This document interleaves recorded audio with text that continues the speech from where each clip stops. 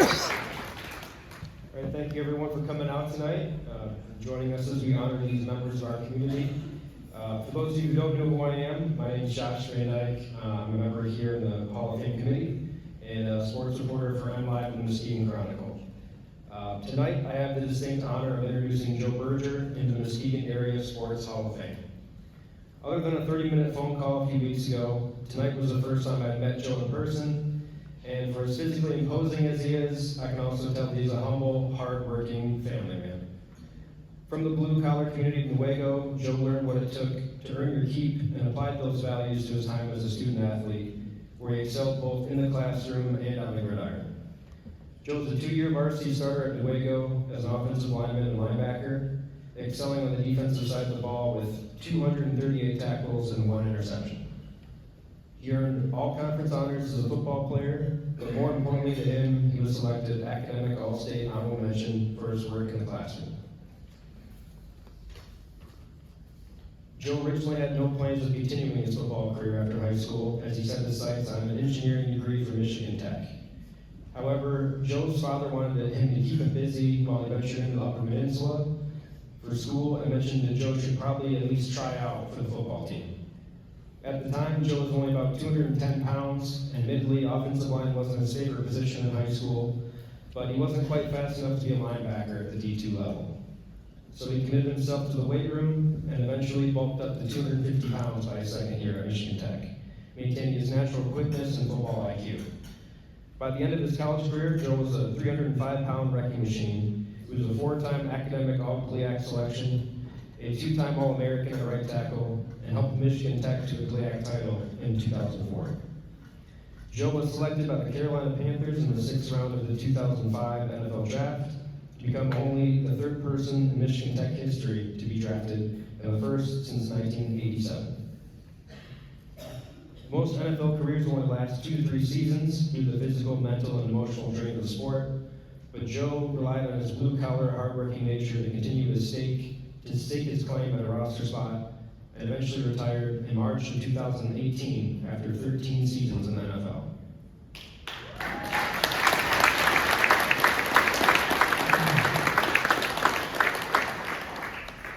He spent short stints at the time with the Carolina Panthers, the Miami Dolphins, and the Dallas Cowboys, before eventually finding his home with Minnesota Vikings in 2011.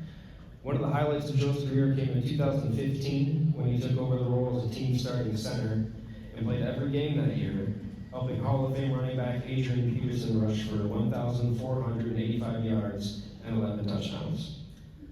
Offensive linemen don't usually get much recognition by the average football fan, but Joe was named to the league's best run blocker by Pro Football Focus that season.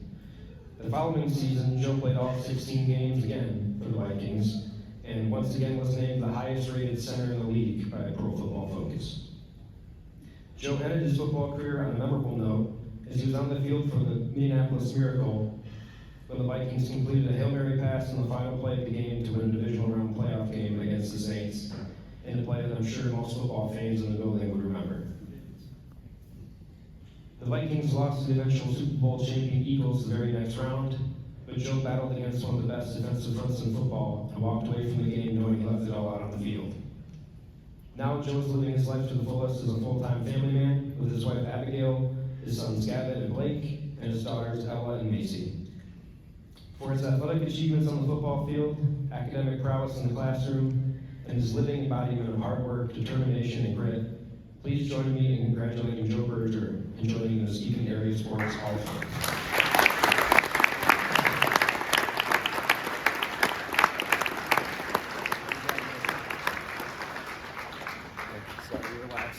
Sorry.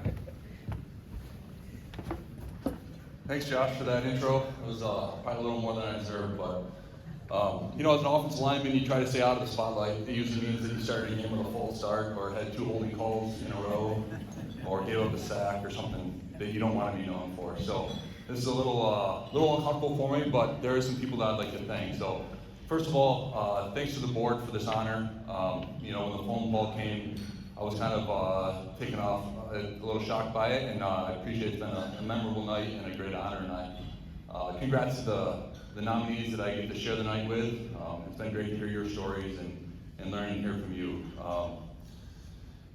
When you think back, when you get the phone call, and you're going to stand up here and thank people, you start to think about who would you thank, and you're flooded with all these memories and all the people that meant so much to you over your career and over your life, and you start to try to file them in to figure out who you're going to thank in the short time or in the long time that you have up here. So, hey, Coach.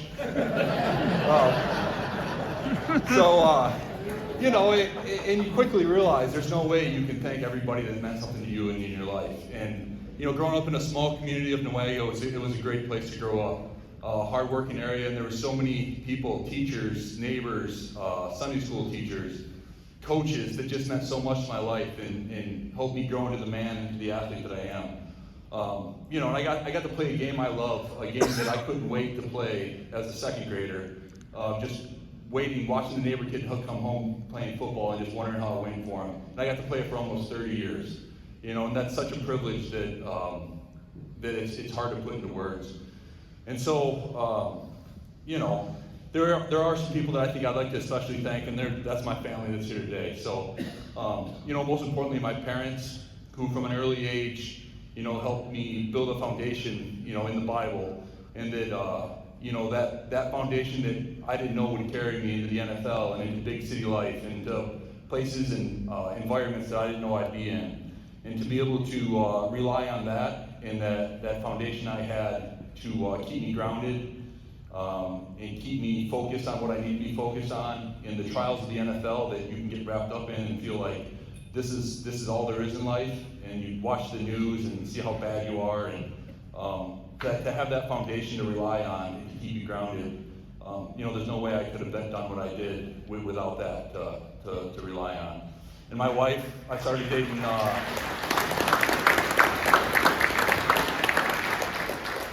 My wife happens to be my only girlfriend, so I found the right one first. And so the great thing about that is at 16, we started dating and started building memories together. And now all of my earliest memories, all the great, good, fun things I got to do and the places we got to travel, we did together. And it's great to look back now and share those memories together. And there's no way to go through an NFL career without having someone at home that has your back through everything that happens, no matter if the day comes home with a smile or with a frown, the day you get the phone call that you get fired, and the plane's waiting for the next team that night. Pack your bags up and get on the road. And to have someone like that at home to rely on and be there, there's no way to say thank you enough for that. And I'm just thankful she married me, because the other guy that would have been standing up here, if she would have married him, I'm glad it gets to be me. So without her, I wouldn't have been here.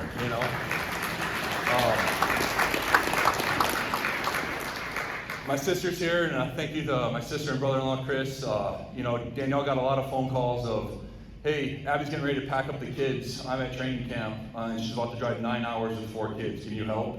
And Danielle was more than willing to jump in the car and drive there, or, hey, can you fly to Minneapolis, and I'll have the U-Haul waiting at the terminal, and you can jump in and help me drive home. And just the willingness to be there for me. I just thank you so much. My mother-in-law, who allowed us to crash at her house while I was trying to figure out if I wanted to be an engineer or a football player. And early in our career, where I couldn't wait to get back to the great state of Michigan to relax and get out of Miami or Dallas. And we were able to crash at her house and have good food. And she still continues to cook for us and watch the kids. And she needs to slow down on the cooking a little bit, because I don't need to weigh 300 pounds anymore. But thank you for that. And my brother-in-law and sister-in-law are here. And Andrew was at my first game and he was at my last game. And when I got fired from Carolina and woke up the next morning in Miami, and it was week 1 there, and my wife was in a new big city, and we really wanted to have someone down there with us. And I called Andrew and got him on a plane, got him down there. And now that I think back, and he was in high school, he took the phone call when he was in class at school, and drove to the airport and got on a plane and showed up in Miami.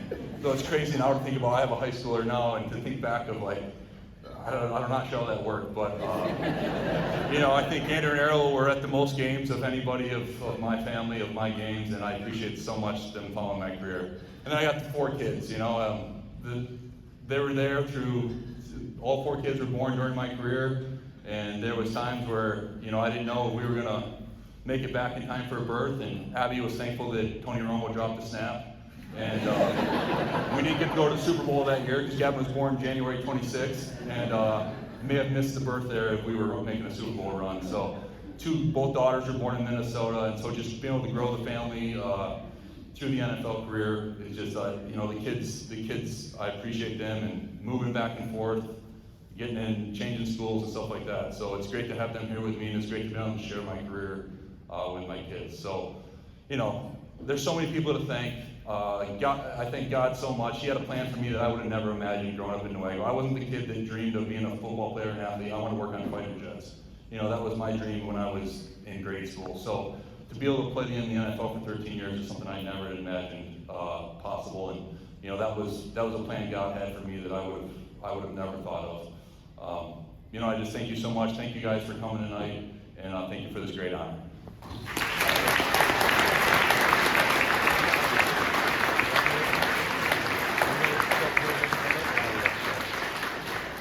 Down below? Yeah, right here. Congratulations again, buddy.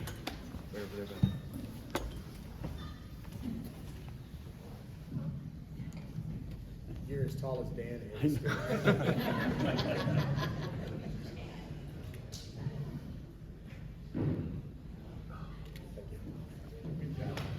Let's hear it for our class